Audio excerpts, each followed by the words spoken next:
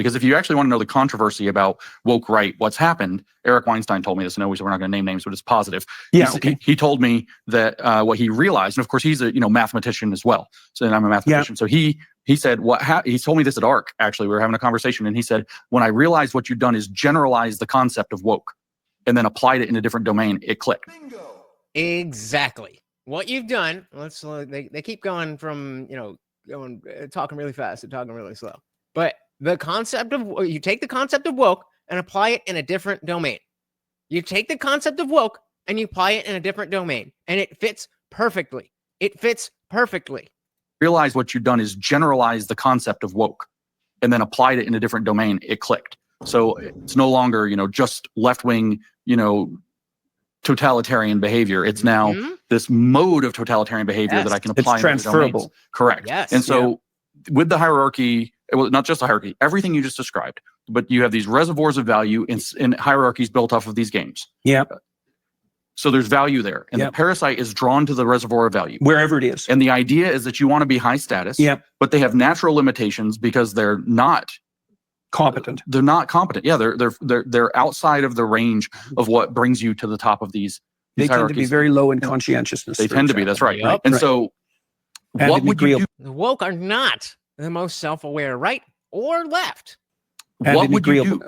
What you would do is there's a word for what you would try to create.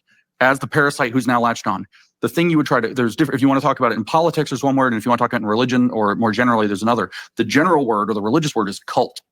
You'll create a cult where you've taken a variation on those rules to where there's a new status game that's rigged so you're always on top of it. So what Abe was saying before, that, the left is using this to call MAGA the woke right. Like, okay, yeah, the semantic games coming from the woke are not going to stop. But it's about identifying that so that we can more clearly, we can all agree that this is woke and this is not woke. And so those of us who are not woke can be like, fuck that. On those rules to where there's a new status game that's rigged so you're always on top of it. Yep. And what you're going to do is pervert the underlying rules. We call it an ideology or a cult doctrine. The word in politics would be splinter.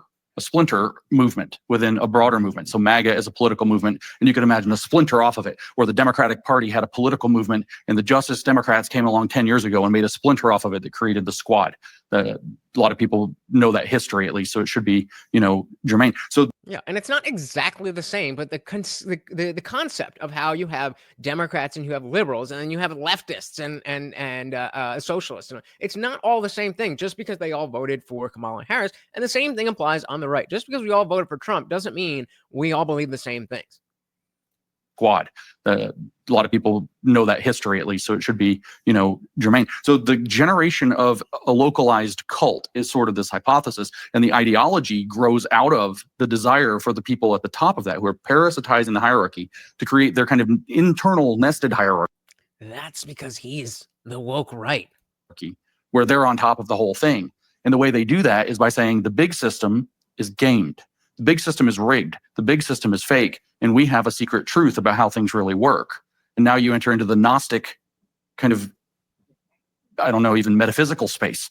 The ancient Gnostic religions, whether against Judaism or Christianity, all held out that Yahweh, the character, the creator God of Genesis, was in fact a demon who had tricked everything. He wasn't the actual highest unknowable God. He was this low-level, functionary God who said, I'm going to rule over all this stuff. I'm going to imprison them in this, wonderful garden. And then, whoops, they disobeyed me and almost realized the game by eating from the forbidden tree. So now we're going to throw them out into a real prison. And they've been, in the Heideggerian sense, they've been flung, their being has been flung into a world they didn't choose, in which they suffer. And you get the whole Gnostic architecture. But the way that Gnosticism attracts is by saying, and I can make this kind of literal to things that are happening in our world if we have to, is that the authorities in the existing game know so much, but they don't want you to know everything.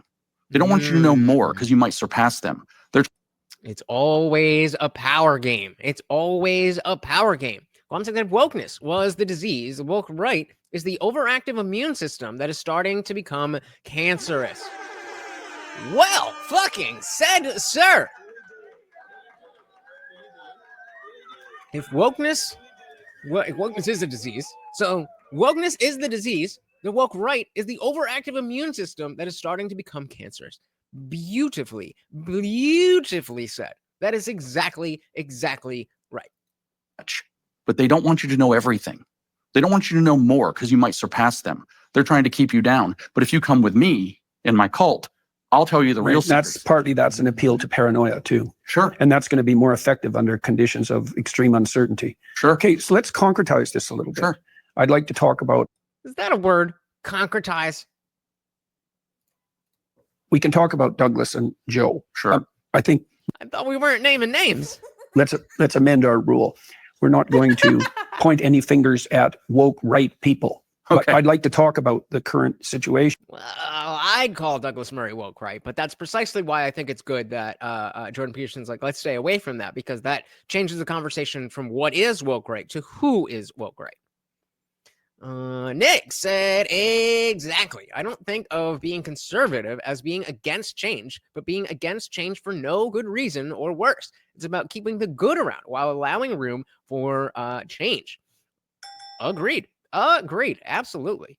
Point any fingers at woke right people. Okay. But I'd like to talk about the current situation. Yeah, the situation and the ideas I think are important. Well, Douglas's Please, two more. point with regard to Joe was that it's troublesome for those with a conservative bent to throw away the idea of institutional legitimacy. Yeah.